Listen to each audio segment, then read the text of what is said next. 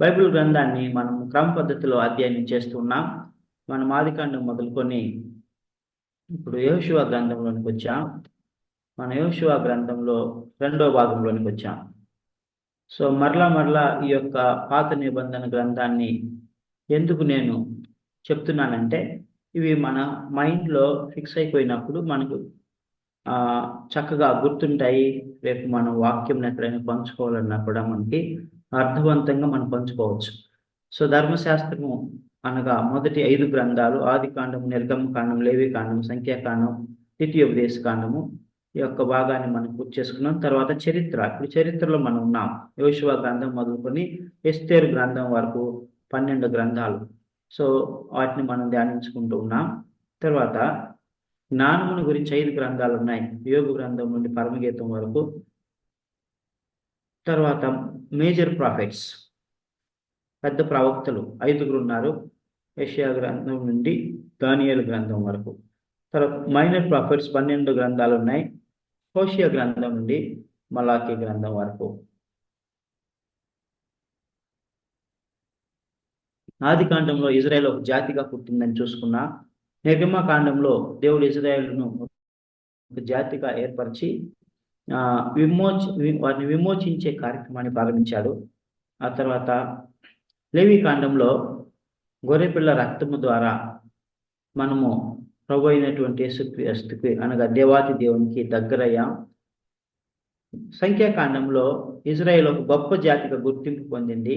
ద్వితీయోపదేశ కాండంలో 2వ తరం ఇజ్రాయేలీలు దేవుని యొద్ద నుంచి అమూల్యమైనటువంటి ధర్మశాస్త్రమును అదేవిధంగా ఉపదేశమును పొందుకున్నారు.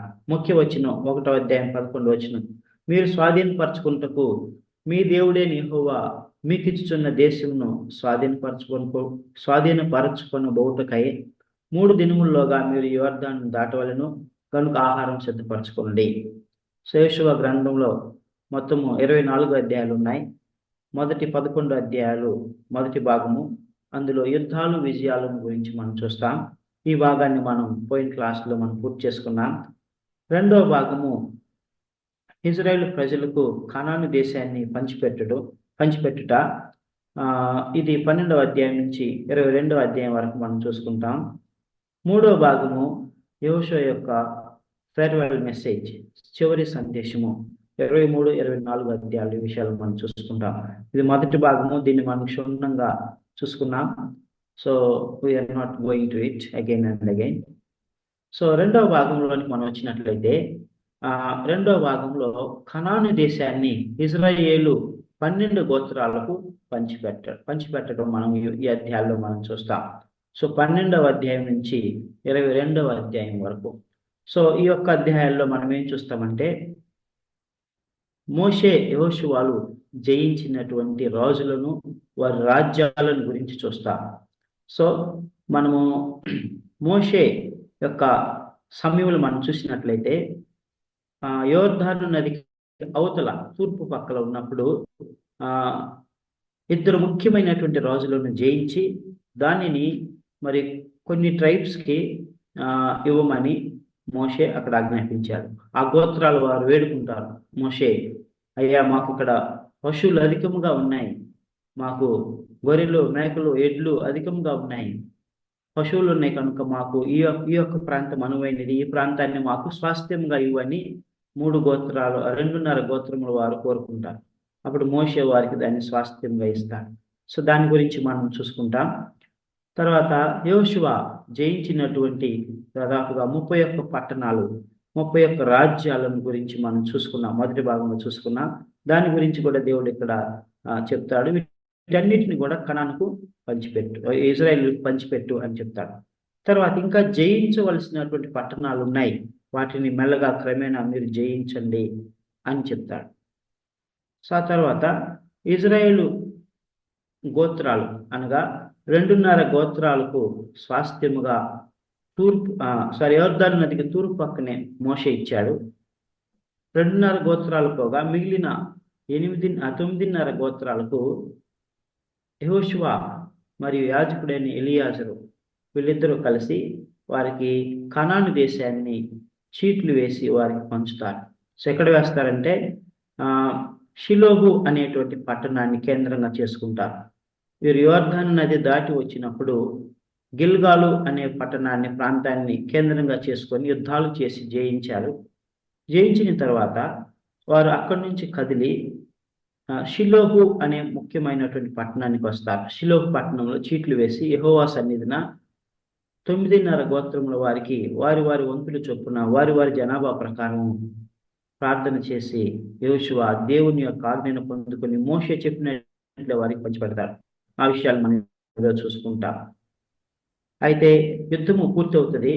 దేవుడు వారికి వాగ్దానం చేసినటువంటి చాలా వరకు పట్టణాలు వారు జయిస్తారు. వాటిని స్వాస్థ్యంగా పంచిపెట్టిన తర్వాత మరి నిబంధన ప్రకారము రూబేనీయులు, గాదీయులు మరియు అర్ధగోత్రపు మనష్య వారు యోర్దానుకు అటువైపున వారికి స్వాస్థ్యం ఉన్నది, తూర్పు పక్కన ఉన్నది కనుక మరి వారు తిరిగి ఆ ప్రాంతానికి వెళతారు. వెళుతూ అక్కడ వారు ఒక అల్టార్ అనగా ఒక బలిపీఠాన్ని అక్కడ కడతారు. సో ఆ బలిపీఠాన్ని కట్టి వారు దాటి అవతలకు వెళ్ళిపోతారు. సో ఇక్కడ మనం గమనించినట్లయితే ఈ యొక్క బలిపీఠం యొక్క ప్రాముఖ్యతను గురించి మనం చూసుకుంటాం. యాక్చువల్గా ఇజ్రాయేలు జాతికి ఒకే ఒక ఆరాధనాలయము, ఒకే ఒక బలిపీఠం ఉండాలి. అయితే ఇక్కడ యోర్దాను నదికి తూర్పు పక్కన ఉన్నటువంటి ఈ యొక్క 2.5 గోత్రముల వారు ఒక బలిపీఠాన్ని అక్కడ కడతారు. సో దాని గురించి మనం ముందు చూసుకుంటాం.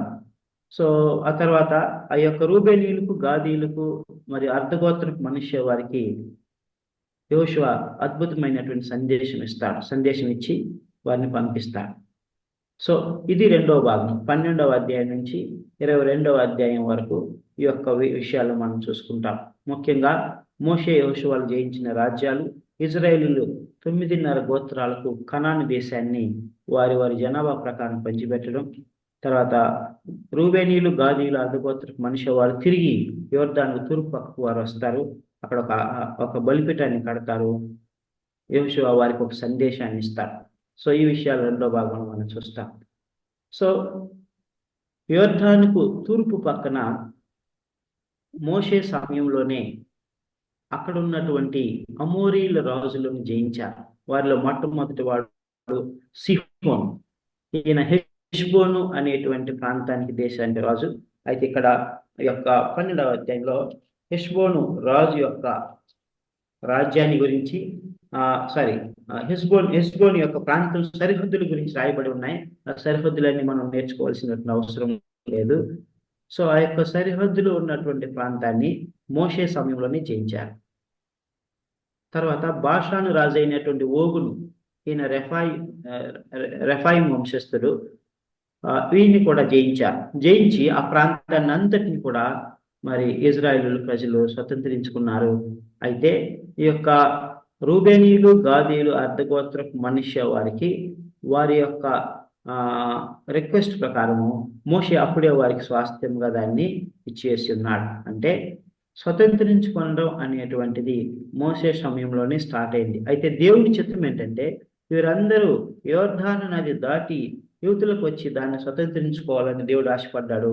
అయితే ఈ యొక్క రూబేనీయులు, గాదీయులు, అర్ధగోత్రపు మనుష్య మేము అక్కడికి రాము, మేము ఇక్కడే ఉంటాం, మాకు ఇక్కడే బాగుంది అని అంటారు. అది దేవుని యొక్క చిత్తంకు విరుద్ధము. మరలా మోషే అని వారు బ్రతిమాలినందున మోషే వారికి దాన్ని దేవుని యొద్ద నుండి పొందుకొని స్వాస్థ్యంగా ఇస్తాడు. దాని యొక్క పరిణామాలు మనం చూస్తాం. క్రొత్త నిబంధనలకు వచ్చిన తర్వాత దాని యొక్క పరిణామాలను చూస్తాం. ఒక గదరేనీయులు అని మన బైబిల్ గ్రంథంలో చూసుకుంటాం. గదరేనీయులు తర్వాత దయ్యములు పట్టినటువంటి ఒక వ్యక్తిని గురించి మనము క్రొత్త నిబంధనలో యేసుక్రీస్తు కాలంలో మనం చూసుకుంటాం. యేసుక్రీస్తు నది దాటి అవద్దరికి పోయిన తర్వాత ఆ ప్రాంతంలో సమాధుల్లో ఉండేటువంటి ఒక వ్యక్తి ఉంటాడు. ఆ వ్యక్తి చాలా భయంకరుడు. తన శరీరానికి తానే హాని చేసుకుంటాడు. ఆ ప్రాంతం గుండా వెళ్ళేటువంటి వారిని కూడా హాని చేస్తూ ఉంటాడు. అంటే ఆ ప్రాంతం అంతా కూడా దుష్టాత్మతో నిండి ఉన్నటువంటిది, భ్రష్టత్వంతో నిండి ఉన్నటువంటిది. ఆ ప్రాంతం అంతా కూడా దేవుని భయం లేనటువంటి ప్రజల్ని ఉన్నటువంటి ప్రాంతము. తర్వాత వారు దేవుని ఎరిగినటువంటి ప్రజలుగా వారు ఉంటూ ఉన్నారు. అయితే అక్కడ అంతా కూడా విగ్రహారాధన, మరి పిల్లలను వారి యొక్క దేవతలకు, మొలేకు దేవతకు బలి అర్పించడం, ఇలాంటివన్నీ కూడా అక్కడ చేసేటువంటి వారు. అలాంటి ప్రాంతాన్ని గాదీలు వీరందరూ కూడా కోరుకున్నారు అనమాట. సో ఈ 2.5 గోత్రముల వారు కోరుకున్నారు. సో తర్వాత అక్కడ పరిణామాలు చాలా భయంకరంగా ఉంటాయి. అవి మనము తర్వాత ముందు వచ్చేటువంటి క్లాసెస్లో మనం చూసుకుంటాం. సో ఆ తర్వాత మనం చూసినట్లయితే దేవుడు యెహోషువ ద్వారా ఇశ్రాయేలు ప్రజలకు హిత్తీయులను, అమోరీలను, కనానీయులను, పెరిజీలను, హివ్వీయులను, యెబూసీయులను 31 రాజ్యాలను, రాజులను జయించి దానిని స్వాస్థ్యంగా పంచిపెట్టమని దేవుడు చెప్తాడు. సో ఆ తర్వాత ఇంకా జయించవలసిన పట్టణములు చాలా ఉన్నాయని చెప్తాడు.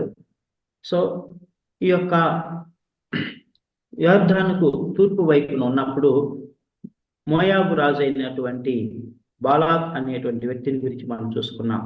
బాలాక్ రాజు ఇశ్రాయేలులకు భయపడి బిలాము అనే ప్రవక్త దగ్గరికి వెళ్ళి ఆ ప్రవక్తను ఇశ్రాయేలును శపించుకొని కోరుతాడు. అయితే దేవుడు ఆయన నోటి నుండి ఆశీర్వచనములను పలికిస్తాడు. సో ఆ యొక్క బలాము ప్రవక్తను గురించి ఇక్కడ రాయబడింది. చూడండి, 13వ అధ్యాయము, యెహోషువ గ్రంథము 13వ అధ్యాయము 22వ వచనం. యెహోషువ గ్రంథము 13వ అధ్యాయము 22వ వచనం.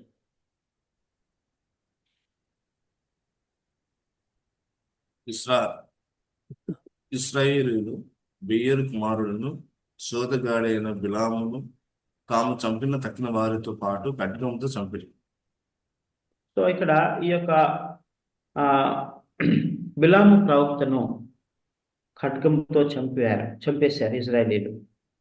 సో ఈయన ఎవరంటే సోదిగాడు. That means he was not a right prophet, he was not a prophet appointed by God. దేవుడు ఒకవేళ మరి ఎందుకు ఆ విధంగా అతన్ని ఉంచడం మనకు తెలియదు.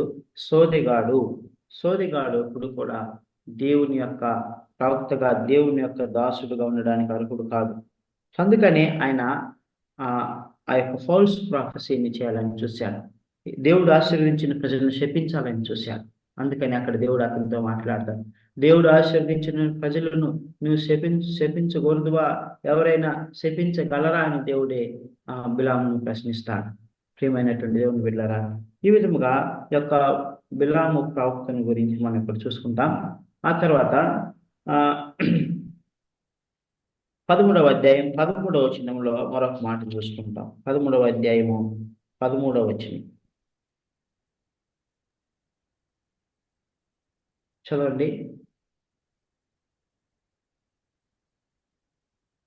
అయితే ఇశ్రాయేలీయులు గెషూరీయుల దేశమైనను మాయకాతీయుల దేశమైనను పట్టుకునలేదు కనుక గెషూరీయులను మాయకాతీయులను నేటి వరకు ఇశ్రాయేలు మధ్య నివసించుచున్నారు. సో ఇక్కడ ఇశ్రాయేలీయులు ఏం చేశారంటే దేవుడు సమూలంగా నిర్మూలించమని చెప్తే వీళ్ళు ఏం చేశారు? 2 జాతుల వారిని నిర్మూలించకుండా వారిని అక్కడే ఉంచారు. ఎక్కడ ఉంచారు?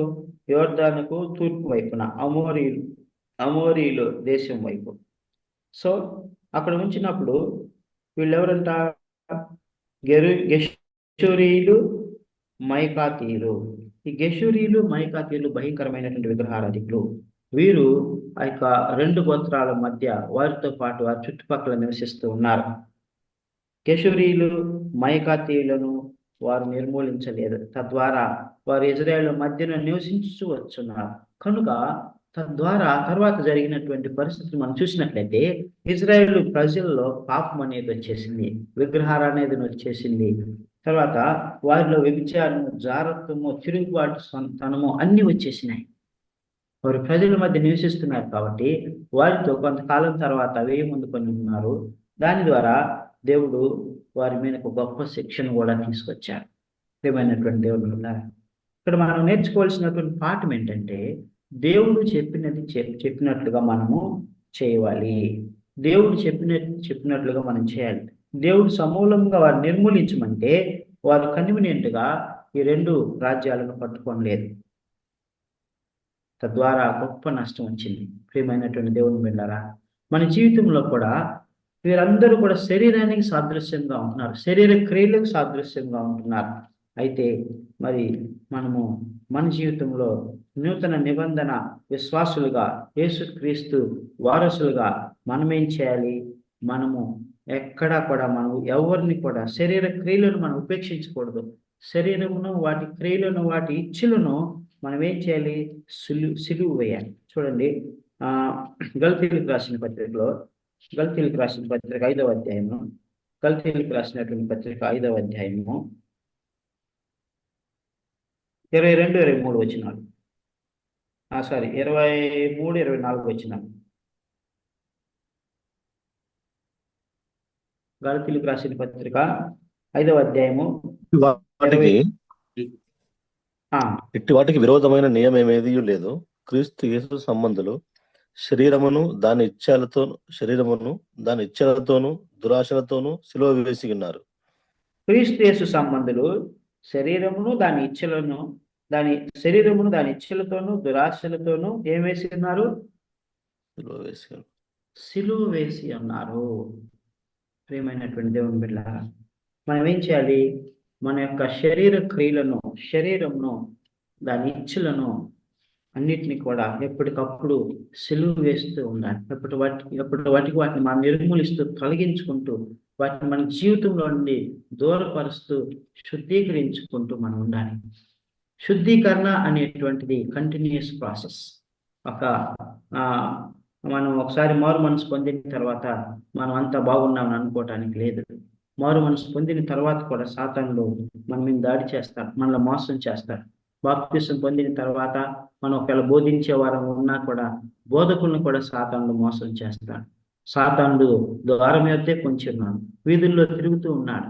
ఎప్పుడు అవకాశం దొరుకుతుందా? ఎక్కడ అవకాశం దొరుకుతుంది? ఏ శరీర బలహీనతలను బట్టి నేను ఈ విశ్వాసాన్ని పడగొట్టాలి, సేవకుని పడగొట్టాలి, ఈ యొక్క శిష్యుడిని పడగొట్టాలి అని చూస్తూ ఉంటాడు. That's what happen to Israelites. ఇజ్రాయెల్లో కూడా అదే జరిగింది. వారు మేము జయించేంలే, మేము సాధించాము, మేము దేవుడు మాకు వాగ్దానం చేసిన భూమిని స్వతంత్రించుకున్నాం అని అనుకున్నారు. అయితే మరి యొక్క గెషూరీలను, మరి మైకాతీయులను వెళ్ళగొట్టలేకపోయారు. తద్వారా గొప్ప పాపం ఇజ్రాయెల్ జనంలోనికి వచ్చినది. కాబట్టి మన జీవితంలో కూడా మనం ఏ యొక్క పాపం విషయంలోనైనా, ఏ యొక్క శరీర క్రియ విషయంలోనైనా, మన చూపుల విషయంలో, మన తలంపుల విషయంలో, మన యొక్క ఆలోచనల విషయంలో, మనకు అలవాట్ల విషయంలో మనం ఎక్కడైనా కూడా ఒక చిన్నదే, ఇదేం కాదులే, తర్వాత చూసుకుందాంలే అని ఉదాసీనంగా మనం ఉన్నట్లయితే ఒకానొక రోజున అది మనకు ఊరిగా అవుతుంది. ఒకానొక రోజున అది మనలను పాపంలోనికి లాగివేస్తున్నది. ఒకానొక రోజున అది మనల్ని దేవుని నుంచి దూరపరుస్తుంది. చూడండి, యోషువ గ్రంథంలోనే 22వ అధ్యాయంలోకి వచ్చినట్లయితే యోషువ అక్కడ చాలా స్పష్టంగా చెప్తున్నారు. చాలా స్పష్టంగా వారికి సెలవిస్తా ఉన్నారు. మీరు గనక మీరు ఆ యొక్క ప్రాంతంలో మీరు ఉన్నప్పుడు మీరు దేవుని మీరు అనుసరించకపోయినట్లయితే, మీరు వారిని అందరినీ మీ మధ్య నుండి తొలగించకపోయినట్లయితే వారు మీకు ఊరిగా ఉంటారు, వారు మీకు హానికరంగా ఉంటారు, మీకు నష్టమును చేకూరుస్తారు అని చాలా స్పష్టంగా చెప్తూ ఉన్నారు. 23వ అధ్యాయం, యోషువ గ్రంథము 23వ అధ్యాయము 12వ వచనం నుంచి చదవండి. 12, 13, 14. అయితే మీరు వెనుకకు తొలగి మీ యొద్ద మిగిలి ఉన్న ఈ జనమును హత్తుకొని వారితో వారిద్దరును మీరు స్నానం చేసిన ఈ దేవుడు యెహోవా ఎదురని ఈ జనములను కొట్టివేయుట మానను. మీ దేవుడైన యెహోవా మీకిచ్చిన ఈ మంచి దేశంలో ఉండకుండా మీరు నశించే వరకు వారు మీకు ఉరిగాను, బోనుగాను, మీ పక్కల మీద కొడాలుగాను, మీ కన్నులలో ముళ్ళుగాను ఉందును. ఇదిగో నేడు నేను సర్వలోకుల మార్గమున వెళుచున్నాను. మీ దేవుడైన యెహోవా మీ విషయం. చాలు. ఇక్కడ మనం చూసినట్లయితే, మీరు ఒకవేళ వెనుకకు తొలగి మీ యొద్ద మిగిలి ఉన్న ఈ జనములను హత్తుకొని వారితో వేయమండి, వారితో మీతో వారిని సాంగత్యము చేసిన ఎడలా మీ దేవుడైన యెహోవా మీ ఎదుటి నుండి జనులను కొట్టివేయటం మానును. మీ దేవుడైన యెహోవా మీకు ఇచ్చిన ఈ మంచి దేశంలో ఉండకుండా మీరు నశించు వరకు వారు మీకు ఉరిగాను బోనుగాను మీ ప్రక్కల మీద కొరడాలుగాను మీ కన్నులలో ముళ్ళుగాను ఉండరు. రెండు విషయాలు చెప్పాడు. మీరు ఒకవేళ ఎదుగు తిరిగి వారితో ఏముంది, మీతో వారిని సాంగత్యం చేసినలా వారు మీకు నష్టం చేస్తారు, మీరు పాపంలోనికి లాగేస్తారని చెప్తారు. సో తర్వాత అదే జరిగింది. మోషే కూడా అదే హెచ్చరించారు, ప్రియమైనటువంటి దేవుని బిడ్డలారా. కాబట్టి what I wanted to tell you is that your all brothers and sisters, మీరందరూ ఏమైనా ప్రాయంలో ఉన్నటువంటి సహోదర సహోదరులు, యేసుక్రీస్తు రక్తంలో కడగబడినటువంటి సహోదరులు, దేవుడు మన పరిశుద్ధులుగా ఉండడానికి పిలిచాడు, కానీ అపవిత్రులుగా ఉండడానికి పిలవలేదు.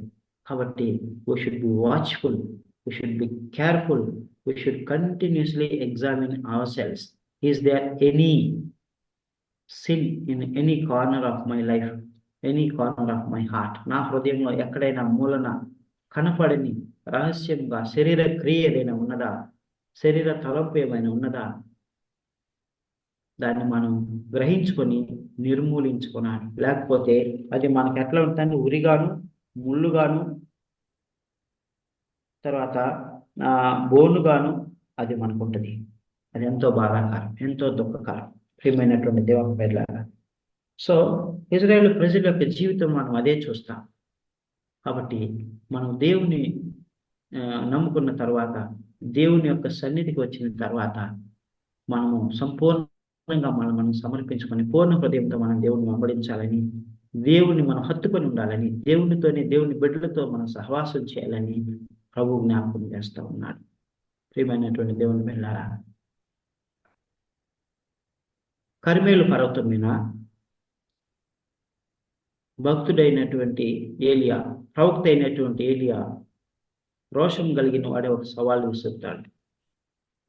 ఆ సవాల్ ఏంటంటే, ఈ దినమున యెహోవా భక్తులు ఎవరో, బయలు భక్తులు ఎవరో తెలుసుకుందాం రండి అని ఆయన ఛాలెంజ్ విసురుతాడు. అలాగే బయలు ప్రవక్తలు కూడా వస్తారు. చాలా మంది ఇజ్రాయేలీలు బయలును పూజించి బయలు ప్రవక్తలైనటువంటి వారు కూడా ఉన్నారు. సో కర్మేలు పర్వతం మీద ఒక పరీక్ష పెట్టుకుంటారు. ఆ పరీక్ష ఏంటంటే, అది మనకు అందరికి తెలిసిందే, ఒక బలిపీఠం కడదాం, దాని మీద మాంసము పెడదాం, బలి అర్పించినటువంటి కోడెలను చేసి మనం దాన్ని బలిపీఠం మీద పెడదాం, మీరు ప్రార్థన చేయండి. ఒకవేళ మీ దేవుడు నిజమైన దేవుడైతే, మీ దేవతలు నిజమైన దేవతలైతే వారు అగ్ని పైనుండి వచ్చి ఆ యొక్క బలిపీఠం దహించాలి. ఆ తర్వాత నేను చేస్తాను. నా దేవుడు నిజమైన దేవుడైతే దేవుని యొద్ద అగ్ని వచ్చి దాన్ని దహించి వేస్తుంది అని చెప్తారు. వాళ్ళు కూడా అంగీకరిస్తారు. అయితే మొదటిగా ఏలియా వారికి అవకాశం ఇస్తారు. వారు ఉదయకాలం మొదలుకొని మధ్యాహ్నం వరకు, సాయంత్రం వరకు వారు కేకలు వేస్తూ, వారి దేవునికి ప్రార్థన చేస్తూ, వారు మరి పాటలు పాడుతూ వారు దేవుని వేడుకుంటూ ఉన్నారు. అయితే నథింగ్ హ్యాస్ హ్యాపెన్. ఆ యొక్క బలిపీఠం మీద ఉన్న మాంసం అలాగనే ఉన్నది, ఏమీ కాలేదు. వారు కత్తులతోనూ కొరడాలతోనూ వారి శరీరాన్ని అలకొట్టుకుంటున్నారు, వారు పోసుకుంటూ ఉన్నారు. But nothing has happen, nothing has happen. ఆ తర్వాత ఏలియా అంటాడు, మీ దేవుడు ఒకవేళ నిద్రపోతున్నాడేమో, మీ దేవుడు ఒకవేళ ఎక్కడైనా పనిలో ఉన్నాడేమో, బిజీగా ఉన్నాడేమో, మర్చిపోయాడేమో, ఇంకా బిగ్గరగా కేకలు వేయండి, ఇంకా సమయం తీసుకోండి అని అన్నాడు. వారు ఇంకా సమయం తీసుకున్నారు, కానీ ఏమీ జరగలేదు.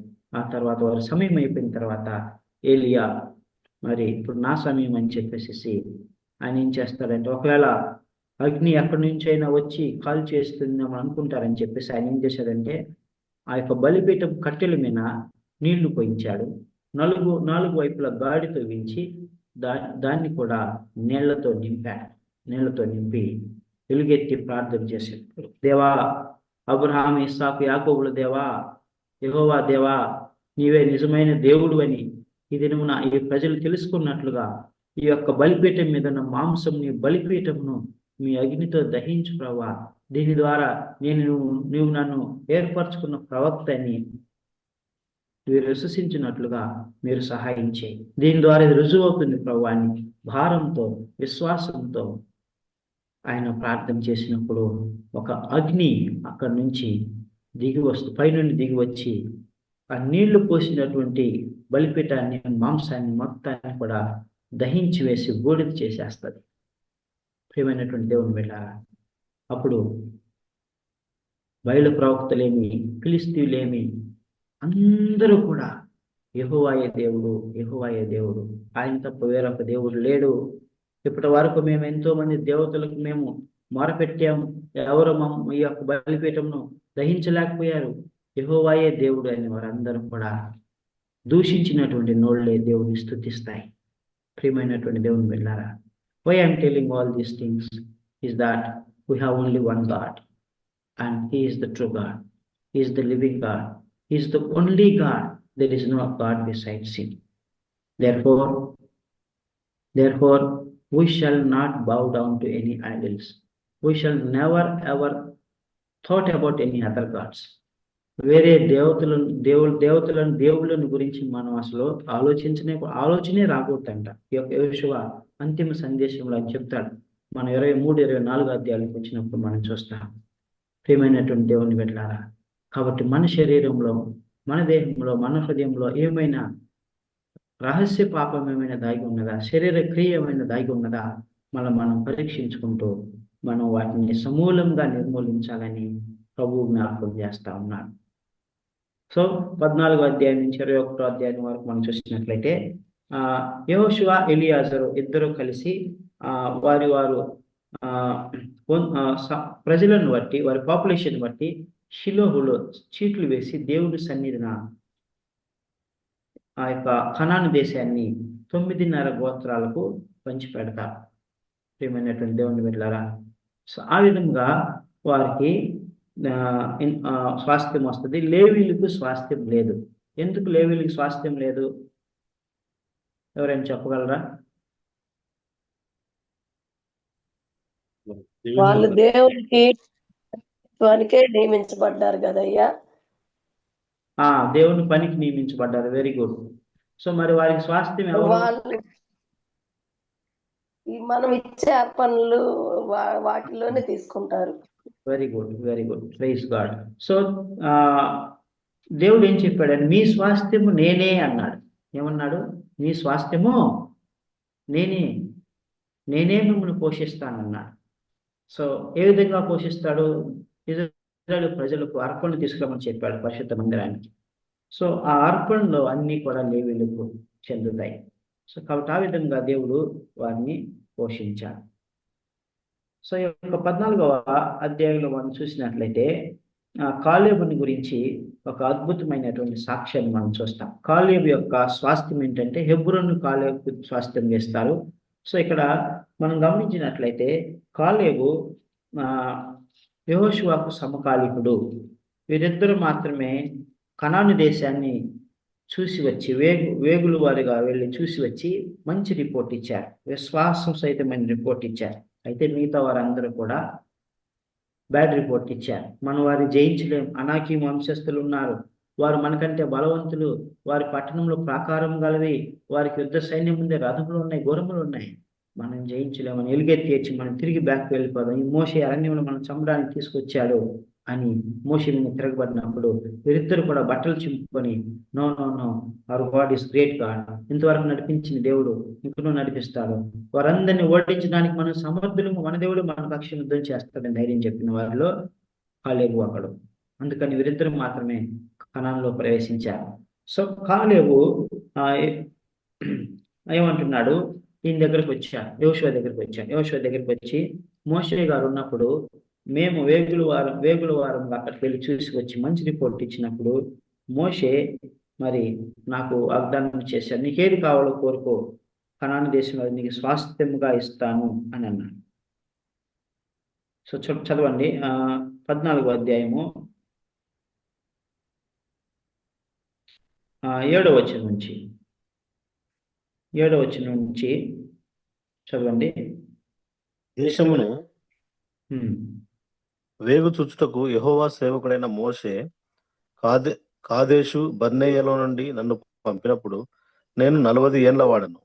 ఎవరికిని భయపడక నేను చూచినట్టే అతనికి వర్తమానం తెచ్చి తిని నాతో కూడా బయలుదేరి వచ్చిన నా సహోదరులు జనుల హృదయములను కరుగ చేయగా నేను నా దేవుడైన యెహోవాను నిండు మనసుతో అనుసరించితిని. ఆ దినమున మోషే ప్రమాణం చేసి, నీవు నా దేవుడైన యెహోవాను నిండు మనసుతో అనుసరించితివి కనుక నీవు అడుగుపెట్టిన భూమి నిశ్చయముగా నీకును నీ సంతానమునకును ఎల్లప్పుడూ స్వాస్థ్యముగా ఉండునను. చూడండి, ఇక్కడ మనం గమనించినట్లయితే కాలేబు గురించి మనం కొన్ని విషయాలు చూసుకోవాలి. కాలేబు భక్తిపరుడు, కాలేబు విశ్వాస వీరుడు, ధైర్యశాలి, భయపడేవాడు కాదు, దేవుడి చిత్తమును చేసేటువంటి వాడు, దేవుని యొక్క ఆజ్ఞ మేరకు నడుచుకునేటువంటి వాడు. అయితే గొప్ప సాక్ష్యము కాలేబు గురించి మనం ఇక్కడేం చూసుకుంటామంటే, ఆయన మంచి రిపోర్ట్ తీసుకొచ్చాడు, బాగానే ఉంది, ఉన్నట్లుగా చెప్పాడు, బాగానే ఉంది. ఇక్కడ ఈయన అంటున్నాడు, నేను నా దేవుడైన యెహోవాను నిండు మనసుతో అనుసరించితిని అని చాలా స్పష్టంగా, క్లియర్గా, ధైర్యంగా చెప్తా ఉన్నాడు. ప్రియమైనటువంటి దేవుని బిడ్డలారా, నేను నా దేవుడైన యెహోవాను నిండు మనసుతో అనుసరించితిని. నా హృదయం అంతా దేవునికి అర్పించాను. నా హృదయంలో దేవుడే ఉన్నాడు, వేరే దేనికి స్థానం లేదు. నిండు మనసుతో దేవుని అనుసరించా అంటున్నాడు. తర్వాత మోషే కూడా సాక్ష్యం చెప్తా ఉన్నాడు. మోషే ఏమైనా సాక్ష్యం చెప్తా ఉన్నాడు? ఆ దినమున మోషే ప్రమాణం చేసి, నీవు నా దేవుడైన యెహోవాను నిండు మనసుతో అనుసరించితివి గనుక నువ్వు అడుగుపెట్టిన భూమి నిశ్చయముగా నీకు నీ సంతానానికి ఎల్లప్పుడూ స్వాస్థ్యముగా ఉందని నేను. ప్రియమైనటువంటి దేవుని బిడ్డలారా, దేవుని మనం ఎలా వెంబడించాలి? మోషే వలె, యోషువ వలె, కాలేబు వలె నిండు మనసుతో మనం వెంబడించాలి. నిండు మనసుతో వెంబడించే వాళ్ళు ఏం చేస్తారు తెలుసా? దేవునితో సహవాసం చేస్తారు, దేవుని బిడ్డలతో సహవాసం చేస్తారు, విశ్వాస వీరులుగా ఉంటారు, భయపడరు, జడియరు, జంకరం, నిబ్బరం కలిగి ఉంటారు. ఎందుకంటే వారి ధైర్యం దేవుడే, వారి దేవుడి మీద ఆధారపడతారు. ప్రియమైనటువంటి దేవుని బిడ్డలారా, when we have decided to follow Christ, we have to follow Christ wholly, fully, not with half-hearted. సగం మందిరంలో సగం వెలుపల, ఒక్కాలు మందిరంలో ఒక్కాలు వెలుపల, అట్లా ఉండకూడదు. ప్రియమైనటువంటి దేవుని బిడ్డలారా, మోషే సాక్ష్యం చెప్తున్నాడు, కాలేబు నీవు నిండు మనసుతో నా దేవుడైన యెహోవాను అనుసరించావు. యోషువ కూడా అదే చెప్తున్నాడు. చూడండి, అదే 14వ అధ్యాయం 13వ వచనం చదువుకుంటాం. యెఫున్నె కుమారుడైన కాలేబు ఇశ్రాయేలీయుల దేవుడైన యెహోవాను నిండు మనసుతో అనుసరించువాడు గనుక యెహోషువ అతనిని దీవించి అతనికి హెబ్రోనును స్వాస్థ్యముగా ఇచ్చెను. సో ఇక్కడ మనం గమనించినట్లయితే యెహోషువ కూడా సాక్ష్యం చెప్తా ఉన్నాడు. ఏమని సాక్ష్యం చెప్తున్నాడు? యెహోవా నీ దేవుడు, ఇశ్రాయేలీయుల దేవుడైన యెహోవా నిండు మనసుతో అనుసరించువాడు, అనుసరించితిని, అనుసరించుచున్నాను, అనుసరించువాడు. What does it mean? He remain following God holy. భూత వర్తమాన భవిష్యత్ కాలంలో దేవుని నిండు మనసుతో అనుసరించేవాడిగా ఉన్నాడు. పరిస్థితులు అనుకూలంగా ఉన్నప్పుడు మాత్రమే కాదు, పరిస్థితులు చక్కగా ఉన్నప్పుడు, ఆశీర్వాదం పొందుకున్నప్పుడు, సంతోషం ఉన్నప్పుడు మాత్రమే కాదు, తన కుటుంబం ఆశీర్వదింపబడిన అప్పుడు మాత్రమే కాదు, ఇజ్రాయేలీలు యుద్ధములో ఉన్నప్పుడు కూడా నిండు మనసుతో అనుసరించారు. ఇజ్రాయేలీలు శత్రువుని జయిస్తారో లేదో అన్నప్పుడు కూడా నిండు మనసుతో అనుసరించారు. 10 మంది నెగిటివ్ రిపోర్ట్ తెచ్చినప్పుడు కూడా కాలేబు నిండు మనసుతో దేవుడిని అనుసరించాడు. ప్రియమైనటువంటి దేవుని బిడ్డ, నీ చుట్టూ పరిస్థితులు ఎలాగైనా ఉండొచ్చు, నీ కుటుంబంలో పరిస్థితులు ఎలాగైనా ఉండొచ్చు, నీ యొక్క ఆఫీసులో పరిస్థితులు ఎంత కఠినంగా ఉండొచ్చు, ఫేవరబుల్గా ఉండకపోవచ్చు, నెగిటివ్గా ఉండవచ్చు, నీ గురించి బ్యాడ్గా చెప్పవచ్చు, బ్యాడ్ రిపోర్ట్ నీ గురించి రావచ్చు. But above all, in all circumstances, we all should follow Christ wholly. మన దేవుడైన యెహోవాను, మన దేవుడైనటువంటి యేసుక్రీస్తును, రక్షకుడును నిండు మనసుతో మనం అనుసరించాలి. That's what the word of God is teaching to us. ప్రియమైనటువంటి దేవుని బిడ్డలారా, నిండు మనసుతో మనం అనుసరించాలి. తద్వారా మనం స్వాస్థ్యంగా దేవుని యొద్ద నుండి పొందుకుంటాం, ఆశీర్వాదాన్ని పొందుకుంటాం. తర్వాత ఈ యొక్క కాలేబుకు హెబ్రోన్ ఇచ్చినప్పుడు హెబ్రోన్లో అనాకీము వంశస్థులు వారు ఉండేవారు. అనాకీం అనగా వారు జైంట్స్, అంటే అజానుబాహులు అంటారు కదా. Goliath, for example Goliath. So అందులో అనాక్ ముగ్గురు కుమారులు, శేషయ్య, అహిమాన్, తల్మాయ్. ఈ ముగ్గురిని కూడా ఓడించి ఈయన దాన్ని స్వాతంత్రించుకున్నాడు. ప్రియమైనటువంటి దేవుని బిడ్డలారా, what a great man of God. After Joshua, Caleb was the great man of God. అనాకీములను ఓడించాడు, జయించాడు, స్వతంత్రించుకున్నాడు. ప్రియమైనటువంటి దేవుని బిడ్డలారా, దావీదు కూడా గొలియాతును ఓడించాడు. యుద్ధం యెహోవాదే అన్నాడు, యెహోవా నామమున యుద్ధంకి వెళ్ళాడు, జయించాడు, స్వతంత్రించుకున్నాడు. మనం కూడా ప్రియమైనటువంటి దేవుని బిడ్డలారా, మన జీవితాల్లో స్వతంత్రించుకునే వారం ఉండాలి. వాగ్దానాలను స్వతంత్రించుకునే వారం ఉండాలి. దేవుని యొక్క ఆశీర్వాదం స్వతంత్రించుకునే వారం ఉండాలి. అది విశ్వాసం ద్వారానే సాధ్యము. నిండు మనసుతో అనుసరించడం ద్వారానే మనకు సాధ్యపడును. మరొక సందర్భాన్ని మనం ఇక్కడ చూస్తాం. 15వ అధ్యాయంలో 14-15 అధ్యాయాల్లో దేవుడు యూదా గోత్రానికి స్వాస్థ్యం ఇచ్చాడు. ఆ స్వాస్థ్యం ఇచ్చినటువంటి ప్రాంతంలో వారు కూడా యెబూసీయులను కంప్లీట్గా వారిని తోలివేయలేకపోయారు, నిర్మూలించలేకపోయారు. చూడండి 15వ అధ్యాయము 63వ వచనం. 15వ అధ్యాయము 63వ వచనం. Chapter 15 verse 63.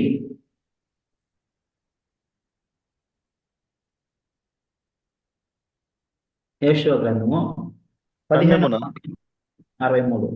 అరణ్యమున బేతరాబా, మిద్దీను, నెకాక, నిబ్షాను, ఇల్మలాహు, ఎన్గెది అనున్నవి వాటి పల్లెలు పోగా 6 పట్టణములు. యెరూషలేములో నివసించిన యెబూసీయులను యూదా వంశస్థులు తోలివేయలేకపోయేది కనుక యెబూసీయులు నేటి వరకు యెరూషలేములో యూదా వంశస్థుల యొద్ద నివసించుచున్నారు.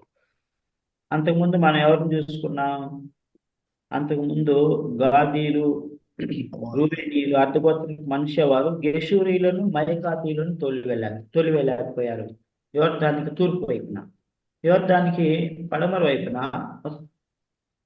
ఉత్తర దిక్కున మనం చూసినట్లయితే ఈ యొక్క యూదా వంశస్థులు యెబూసీయులను తోలివేయలేకపోయారు. యెబూసీయులను తోలివేయలేకపోయారు. నేటి వరకు యెబూసీయుల్లో కొంతమంది ఇజ్రాయేలీల మధ్య, యూదా ప్రజల మధ్య ఉంటూ వస్తున్నారు. ప్రియమైనటువంటి దేవుని బిడ్డలారా, this is what the mistakes we do. వారు అన్ని జయించారు, 31 రాజులను పట్టణాలను జయించారు. కానీ వాళ్ళు కొంతమంది చిన్న వారిని, కొద్దిమందిని, యెబూసీయుల్లో కొంతమందిని, మైకాతీయుల్లో కొంతమందిని ఉంచారు, యెరూషలేములో కొంతమందిని ఉంచారు. ప్రియమైనటువంటి దేవుని బిడ్డలారా, that is very very detrimental. అది చాలా ప్రమాదకరము. దేవుడు సెలవిస్తూ ఉన్నాడు, యు డిస్ట్రాయ్ దెమ్ కంప్లీట్లీ. వారిని సమూలంగా తొలగించమని దేవుడు సెలవిస్తున్నాడు. You destroy them utterly. ప్రియమైనటువంటి దేవుని బిడ్డలారా, మన హృదయంలో, మన తలంపుల్లో, మన ఆలోచనలో ఎక్కడా కూడా పాపమునకు, శరీర క్రియలకు, శరీర తలంపులకు ఇంతైనా చోటు లేకుండా మనం చూసుకోమని దేవుడు సెలవిస్తూ ఉన్నాడు. అప్పుడే మనం దేవుని నిండు మనసుతో మనం అనుసరించగలం. అప్పుడు దేవుణ్ణి మనం గణపరచగలం. సో 16-20 ఆ తర్వాత ఈ యొక్క కాలేబుకు ఒక కూతురు ఉంటుంది, ఆవిడ పేరు అక్సా. సో ఆయన స్వతంత్రించుకున్నటువంటి దానిలో కొంత భాగాన్ని అక్సాకు బహుమానంగా ఇస్తాడు. అయితే దేబేరుని ఎవరైతే పట్టుకుని వస్తారో, దేబేరు అనే ప్రాంతాన్ని ఎవరైనా ఓడిస్తారో వారికి నా కుమార్తెనిచ్చి నా ఆస్తిలో కొంత భాగాన్ని ఇస్తానని స్వయంవరం ప్రకటిస్తాడు. అప్పుడు ఓత్నియేల్ అనేటువంటి ఒక వ్యక్తి వెళ్ళి దేబేరును, దాని రాజును, దానిలో ఉన్నటువంటి వారందరిని నిర్మూలించి దాన్ని జయించి కాలేబుకి ఇస్తాడు. అప్పుడు కాలేబు తన కుమార్తె అయిన అక్సానిచ్చి వివాహం చేస్తాడు. ఆ తర్వాత కొంత భూభాగాన్ని వారికి బహుమానంగా ఇస్తాడు. సో ఇక్కడ ఈ యొక్క ఓత్నియేల్ అనేటువంటి ఆయన కాలేబు యొక్క అల్లుడు మనకు న్యాయాధిపతుల గ్రంథంలో వస్తాడు. న్యాయాధిపతి గ్రంథంలో న్యాయాధిపతిగా ఉంటాడు. సో దాన్ని మనం తర్వాత న్యాయాధిపతులు చదువుకునేటప్పుడు మనం చూసుకుంటాం. సో 16-20 అధ్యాయం వరకు మనం చూసినట్లయితే మనష్షే అర్ధగోత్రం, మిగిలినటువంటి అర్ధగోత్రం వారికి, ఎఫ్రాయిం వారికి, బెన్యామీలకు, జబులూన్ వారికి, ఇస్సాకారు వారికి, ఆషేరు, నఫ్తాలి, దాన్, సిమియోన్ గోత్రముల వారికి స్వాస్థ్యంగా పంచిపెడతాడు. అక్కడ వారి సరిహద్దులు, వారి పట్టణములు అక్కడ రాయబడి ఉన్నాయి. అవి మనము గుర్తుపెట్టుకోలేము కూడా. సో అది మనము అంతగా మనం ధ్యానించవలసినటువంటి విషయాలు అక్కడ లేవు. సో ఆ తర్వాత మనుష్య వంశంలో సెలోపెహాత్ అనేటువంటి ఆయనకు 5 కుమార్తెలు ఉంటారు. 5 కుమార్తెలు మోషే దగ్గరికి వెళ్ళి, ఆ సమయంలోనే మాకు మా తండ్రి వారసత్వం మాకు కావాలి, మాకు అన్నదమ్ములు సహోదరులు లేరు కాబట్టి మాకు ఇవ్వమన్నప్పుడు మోషే దేవుని వద్ద మొరపెట్టగా దేవుడు ఇవ్వమంటాడు. ఇప్పుడు యెహోషువ కనాన్లోని ప్రవేశించిన తర్వాత సెలోపెహాతు 5 కుమార్తెలకు స్వాస్థ్యాన్ని ఇస్తాడు. తర్వాత షిలోహు అనేటువంటి ప్రాంతం మనకు వచ్చి, షిలోహులో వారు ఆ యొక్క ప్రత్యక్ష గుడారాన్ని ఏర్పరుస్తారు. అక్కడ వారు చీట్లు వేసి పంచి వేసి అక్కడి నుంచి సెంట్రల్ పాయింట్ అన్నమాట. అక్కడి నుంచి వారు పరిపాలన చేస్తూ ఉంటారన్నమాట. సో మొట్టమొదటిగా యోర్దాను నది దాటగానే గిల్గాలు అనేటువంటి ప్రాంతంలో వారు ఉన్నారు. అక్కడుండి పట్టణాలను జయించారు, ఎరుకోను జయించారు, హాయిని జయించారు, ఇంకా చుట్టుపక్కల అనేక ప్రాంతాలను జయించారు. ఆ తర్వాత అక్కడి నుంచి అది గిల్గాలు కేంద్రంగా ఉన్నది. గిల్గాలు అంటే గాలు అనగా దొర్లింపబడుట, పాపములు దొర్లింపబడినాయి అని అర్థం. అక్కడి నుంచి షిలోహుకు వచ్చారు. షిలోహులో అక్కడ ఉన్నప్పుడు భూభాగాన్ని పంచిపెట్టారు. అప్పుడు వారికి అక్కడ కొన్ని సంవత్సరంలో నెమ్మది కలిగింది. అలాంటి యుద్ధాలు లేవు. శత్రువులు రాకుండా దేవుడు శత్రువుల్ని ఆపివేశాడు. కాబట్టి ఆ తర్వాత షిలోహు నుంచి వారి ముఖ్య కేంద్రం యెరూషలేముకు మార్చబడింది. జ్ఞాపకం ఉంచుకోండి, సీక్వెన్స్ జ్ఞాపకం ఉంచుకోవాల్సిందిగా కోరుచున్నాను. కనాన్లోనికి వచ్చిన తర్వాత మొట్టమొదటి వారి యొక్క కేంద్రం గిల్గాలు, గిల్గాలు నుంచి షిలోహు నుంచి యెరూషలేముకు మార్చబడింది. సో తర్వాత 20వ అధ్యాయానికి వచ్చినట్లయితే అక్కడ ఆశ్రయపురాలను గురించి యెహోషువ చెప్తాడు.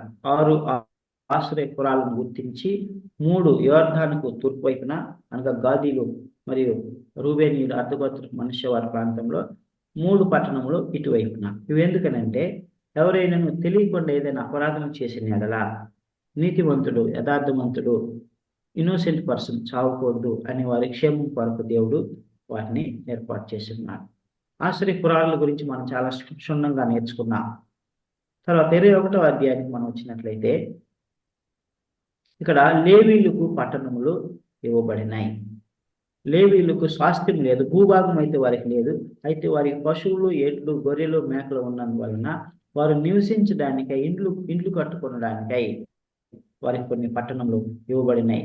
లేవీయులకు ఇవ్వబడినటువంటి పట్టణములు 48 జ్ఞాపకం ఉంచుకోనండి. 48 పట్టణములు వారికి ఇవ్వబడినాయి. అయితే ఇక్కడ మనం చూసినట్లయితే 21వ అధ్యాయం 45వ వచనం చదువుకుందాం. 21వ అధ్యాయము 45వ వచనం.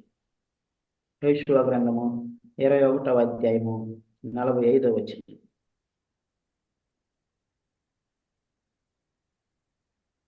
యెహోవా 44, క్షమించండి, 44. యెహోవా వారి పితరులతో ప్రమాణం చేసిన వాటన్నిటి ప్రకారము అన్ని దిక్కుల యందు వారికి విశ్రాంతి కలుగచేసెను. యెహోవా వారి శత్రువులందరినీ వారి చేతి అప్పగించి ఉండెను కనుక వారిలో నొకడును ఇశ్రాయేలీయుల ఎదుట నిలవలేకపోయాను. యెహోవా ఇశ్రాయేలీయులకు సెలవిచ్చిన మాటలన్నిటిలో ఏదియూ తప్పి ఉండలేదు, అంతయు నెరవేరెను. సో ఇక్కడ మనం జ్ఞాపకం ఉంచుకోవాల్సిన విషయం ఏంటంటే యెహోవా ఇశ్రాయేలీయులకు సెలవిచ్చిన మాటలన్నిటిలో ఏదియూ తప్పి ఉండలేదు. What does it mean? మనం పోయిన క్లాసులో దేవుడు నమ్మదగిన వాడు, మనం నమ్మదగిన వారు మనం చూసుకున్నాం. ఆయన నమ్మదగిన వాడు, ఆయన వాగ్దానం ఇచ్చి నెరవేర్చేవాడు, నిబంధన చేసి నిబంధన అతిక్రమించేవాడు కాదు, నిబంధన కొనసాగించేవాడు అనే దానికి నిదర్శనం. యెహోవా ఇశ్రాయేలుకు సెలవిచ్చిన మాటలన్నిటిలో ఏది తప్పి ఉండలేదు. Not even a single word, single promise unfulfilled. All the promises what God made to Abraham, Isaac, Jacob, Moses and Joshua, all were fulfilled 100%. That's what I would like to encourage you this morning. Our God is the God of perfection. మన దేవుడు ఆయన perfect, నమ్మదగిన వాడు, వాగ్దానం ఇచ్చి నెరవేర్చేవాడు.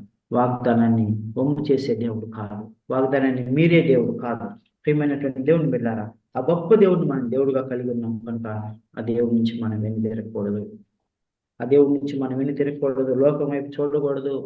లోకం అంతా మోసము, లోకములు అంతా అన్యాయము, అక్రమం, పాపము. ప్రియమైనటువంటి దేవుని బిడ్డలారా, మనము నిజ దేవుడిని ఎరిగి ఉన్నాం.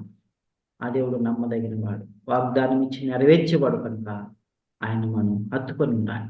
దట్స్ వాట్ యోషువ వాస్ టెల్లింగ్. సో ఆ తర్వాత ఇశ్రాయేలీయులకు నెమ్మది కలుగు చేసి ఉన్నాడు దేవుడు. అప్పుడు యెహోషువ ఈ యొక్క రూబేనీయులు, గాదీలు, అర్ధగోత్రులకు మనిషేవారు యోర్దాను అటువైపు వీరి స్వాస్థ్యం కదా. సో వారిని అక్కడికి వెళ్ళమని చెప్తాడు. నేను బహుదినముల నుండి మీరు మీ సహోదరులతో కలిసి యుద్ధం చేస్తూ ఉన్నారు.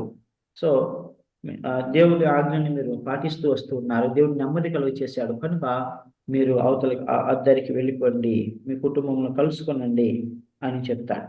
అయితే వారికి అద్భుతమైనటువంటి సూచన చేస్తా ఉన్నాడు. అద్భుతమైనటువంటి సూచన 22వ అధ్యాయము 5వ వచనం. అయితే మీ పూర్ణ హృదయంతోనూ 4 నుంచి చదువు. ఓకే. ఇప్పుడు మీ దేవుడైన యెహోవా మీ సహోదరులతో చెప్పినట్లు వారికి నెమ్మది కలుగజేసి ఉన్నాడు. కాబట్టి మీరిప్పుడు యెహోవా సేవకుడైన మోషే యొర్దాను అవతల మీకు స్వాస్థ్యముగా ఇచ్చిన దేశంలో మీ నివాసులకు తిరిగి వెళ్ళుడి. అయితే మీ పూర్ణ హృదయంతోనూ మీ పూర్ణ ఆత్మతోనూ మీ దేవుడైన యెహోవాను ప్రేమించుచు ఆయన మార్గములన్నిటిలో నడుచుకొనుచు ఆయన ఆజ్ఞలను గైకొనుచు ఆయనను హత్తుకొని ఆయనను సేవించచ్చు యెహోవా సేవకుడైన మోషే మీకు ఆజ్ఞాపించిన ధర్మమును ధర్మశాస్త్రమును అనుసరించి నడుచుకునుడి. సో ఇక్కడ ఒక అద్భుతమైనటువంటి సందేశం వచనంలో ఉన్నది. మీ పూర్ణ హృదయంతోనూ మీ పూర్ణాత్మతోనూ మీ దేవుడైన యెహోవాను ప్రేమించుచు ఆయన మార్గములన్నిటిలో నడుచుకొనుచు ఆయన ఆజ్ఞలను గైకొనుచు ఆయన హత్తుకొని ఆయన సేవించుచు. చూడండి, ఆయన ప్రేమించాలి, ఆయన మార్గంలో నడుచుకోవాలి, ఆజ్ఞలను గైకొనాలి, ఆయన హత్తుకొని సేవించాలి. ఉన్నప్పుడు మనం ఆశీర్వాదాలను పొందుకుంటాం. ధర్మశాస్త్రం అనుసరించి నడుచుకొనుడి అని చెప్తున్నాడు. యెహోవా సేవకుడైన మోషే మీకు ఆజ్ఞాపించిన ధర్మశాస్త్రం అనుసరించి నడుచుకొనుడి అంటున్నాడు.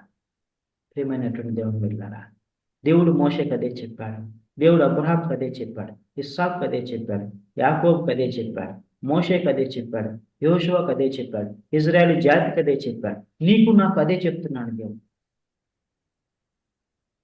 యెహోషువ, కాలేబు, మోషేలు నిండు మనసుతో ఆయన అనుసరించారు. నీ పూర్ణ ఆత్మతోనూ నీ పూర్ణ హృదయముతోనూ నీ దేవుడైన యెహోవాను ప్రేమించు, వెంబడించు, ఆజ్ఞలు గైకొను అని చెప్తా ఉన్నాను. My dear brothers and sisters, when we do these things, మన పని మనం చేసినప్పుడు దేవుడి పని ఆయన చేస్తాడు. భక్తులు ఎంతో మంది సాక్ష్యం, యోసేపు సాక్ష్యం. యోసేపు కూడా నిండు మనసుతో దేవుడిని అనుసరించాడు. యోసేపుని దేవుడు ఆశీర్వదించి హెచ్చించాడు. అబ్రహాం నిండు మనసుతో దేవుడిని అనుసరించాడు, ప్రేమించాడు, ఆయన ఆజ్ఞలను అనుసరించి నడుచుకున్నాడు. అబ్రహాం అంతటి గొప్ప వ్యక్తిగా విశ్వాసులకు తండ్రిగా చేశాడు. ఇస్సాకు కూడా దేవుడు నిండు మనసుతో అనుసరించాడు, దేవుడు ప్రేమించాడు, ఆశీర్వాదం వెంబడి ఆశీర్వాదం పొందుకున్నాడు. యాకోబు కూడా దేవుడిని ప్రేమించాడు.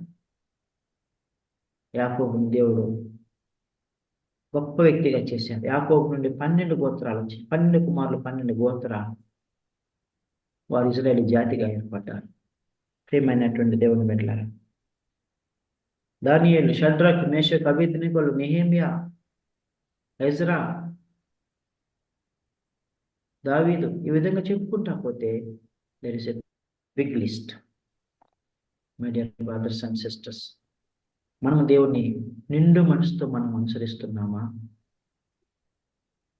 మనం దేవుని నిండు మనసుతో దేవునితో సహవాసం చేస్తున్నామా? నిండు మనసుతో మనం దేవుని వాక్యాన్ని ధ్యానిస్తున్నామా? ప్రార్థన చేస్తున్నామా? నశించిపోతున్న ఆత్మల కొరకు మనం భారం కలిగి ఉన్నామా? ప్రియమైనటువంటి దేవుని బిడ్డలారా. లేకుంటే ఈ లోకంలో ఉన్నటువంటి లోక పరిస్థితుల వైపు చూస్తూ మనం వారిలో మునిగి ఉన్నామా? దేవుడు సెలవిచ్చాడు, నీవు వెనుకకు తిరిగి వారితో వెయ్యమందిన వారితో సహవాసము చేసిన వారు నీకు ముళ్ళుగాను నీ కండ్లకు ముళ్ళుగాను ఉంటారని సెలవిచ్చాడు. My dear brothers and sisters, are we following God wholly? Is our fellowship with godly people and with God? ప్రభు సెలవిస్తా ఉన్నాడు. ఆయన హత్తుకొనమని సెలవిస్తా ఉన్నాడు. ఆ విధంగా వారికి అద్భుతమైనటువంటి సందేశం ఇచ్చి వారిని పంపించాడు. సో వారు ఆ విధంగా అక్కడి నుంచి బయలుదేరి వెళ్ళారు. వెళ్తూ యోర్దాను నది దగ్గర ఒక బలిపీఠంను కట్టారు. కానీ బలిపీఠం ఎక్కడ ఉండాలి? షిలోహులో ఉండాలి. గిల్గాల్ నుంచి షిలోహు మార్చబడింది.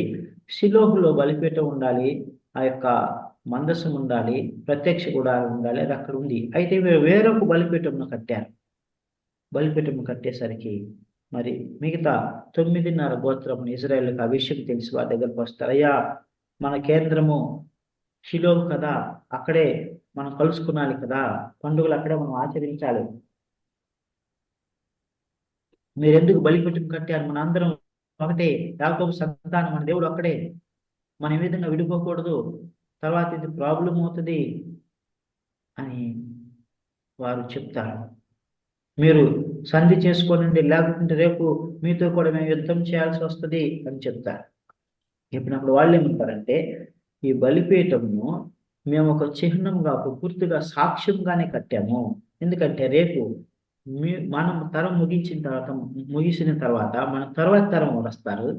అప్పుడు మీ కుమారులు ఒకవేళ చెప్పొచ్చు, మీరు యోర్దాను నదికి అవతల ఉన్నారు, మేము యువతలో ఉన్నాం, మీకు మాకు సంబంధం లేదు, మీరెవరో మాకు తెలియదు అని కూడా అంటారు. అందుకనే ఈ యొక్క స్తూపాన్ని, బలిపీఠాన్ని సాక్ష్యంగా కట్టడానికి మించి ఏం లేదు అని చెప్తారు. అప్పుడు వీరు వారి ప్రాంతాలకు వచ్చేస్తారు.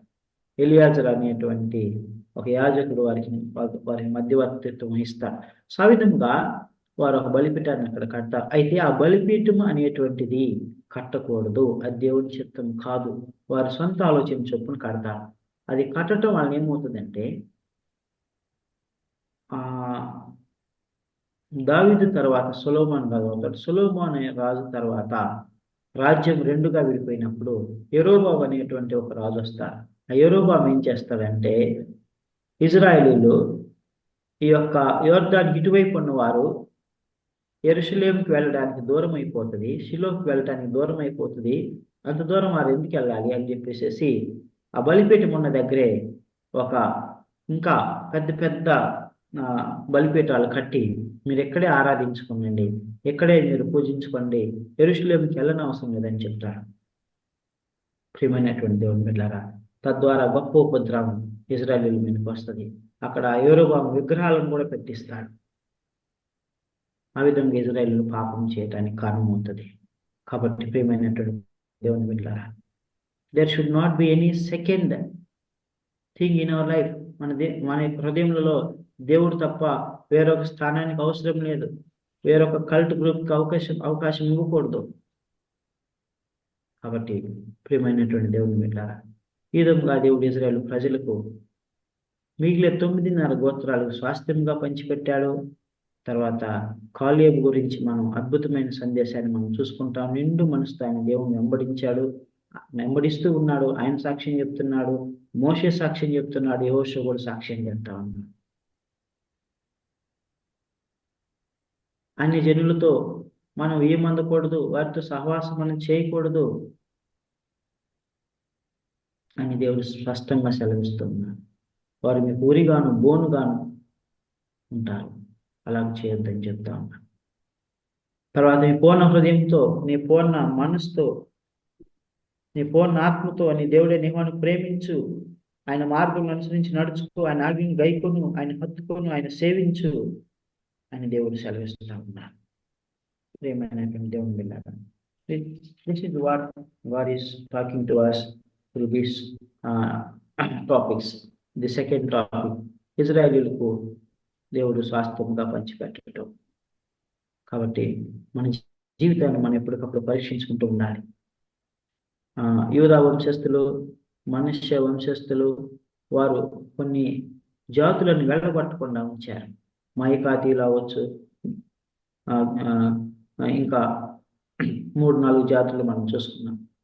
సో ఆ విధంగా మనం ఉండకుండా మన జీవితంలో శరీరము శరీర క్రియలను సమూలంగా నిర్మూలించి పూర్ణ హృదయంతో, పూర్ణాత్మతో, నిండు మనసుతో మన దేవుని అప్పడించే వరకు ఉండాలని ప్రభువు జ్ఞాపకం చేస్తా ఉన్నాడు. దేవుడు ఈ మాటలను దీవించును గాక. Shekhar will pray and close.